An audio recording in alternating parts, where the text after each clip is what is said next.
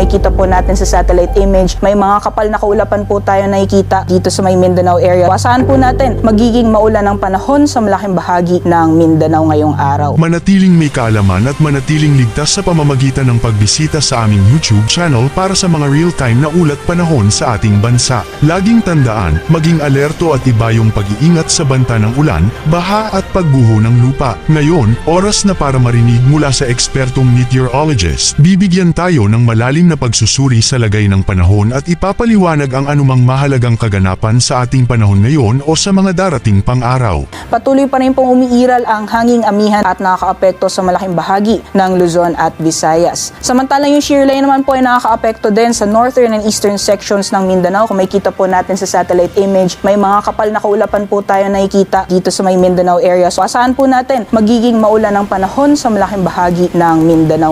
So dapat naman po tayo sa magiging lagay ng panahon dito sa Palawan, Visayas at Mindanao. So makikita po natin patuloy pa rin yung epekto ng northeast monsoon sa malaking bahagi ng Palawan at Visayas. May mga tsansa lamang ng mga pulo-pulong pagulan o mga pag-ambon. Gaya po ng nakita natin sa satellite image kanina, yung shear line ay patuloy nakakaapekto sa northern and eastern sections ng Mindanao area. So asahan po natin sa northern Mindanao, Caraga, pati na rin sa Davao region, makakaranas po tayo ng mga kalat-kalat mga pagulan, pagkidlat at pagkulog. At dahil mga nakaraang araw ay nakakaranas na po tayo ng mga sunod-sunod mga pagulan, ay pinag-iingat po yung ating mga kababayan dahil posible po yung mga pagbaha, pati na rin pagguho ng lupa, dulot ng malalakas mga pagulan.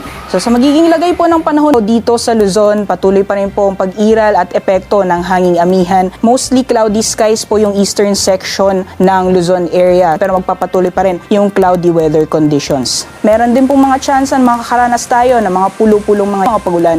Ngayon, malalaman naman natin ang lagay ng panahon sa mga susunod o darating pang araw. Bago mo ipagpatuloy, huwag kalimutang mag-subscribe at pindutin ang notification bell para lagi kang updated sa ulat panahon sa ating bansa. Huwag mo ring kalimutang ibahagi ang video na ito para makatulong o malaman ng iba pang kababayan natin ang lagay ng panahon sa ating bansa. Para naman po sa 3-day weather outlook sa mga piling syudad dito sa Visayas, for Metro Cebu, Iloilo at Tacloban, patuloy pa rin po yung fair weather conditions, liban na lamang sa mga tsansang pulo-pulong mga pag-ulan.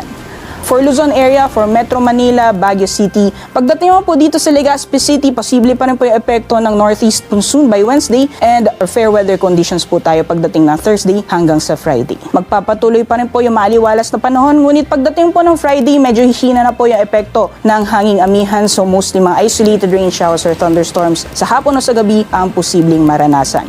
Sa mga piling syudad naman po dito sa Mindanao, sa Cagayan de Oro, pagdating po ng Wednesday, makakaranas pa rin po tayo ng mga kalat-kalat mga pagulan, pero pagdating naman po ng Thursday and Friday ay improving weather conditions po tayo.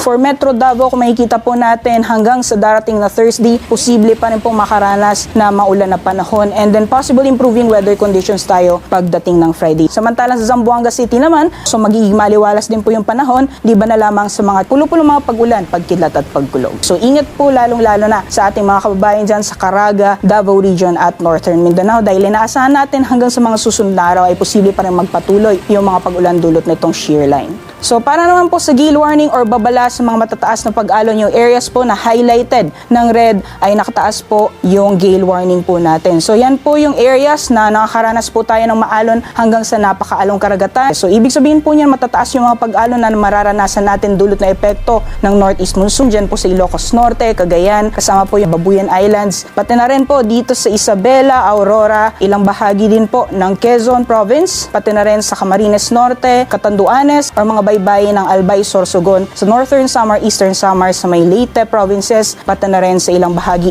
ng Surigao del Norte. So delikado pong lumayag, lalong-lalo na yung may mga maliit na sasakyang pandagat. Yan muna ang ating weather update ngayon. Sana ay nakita ninyo ang broadcast na ito na nagbibigay kaalaman at kapaki-pakinabang. Maraming salamat sa DOST Pag-asa sa pagbabahagi ng kanilang mahalagang insight o ulat panahon.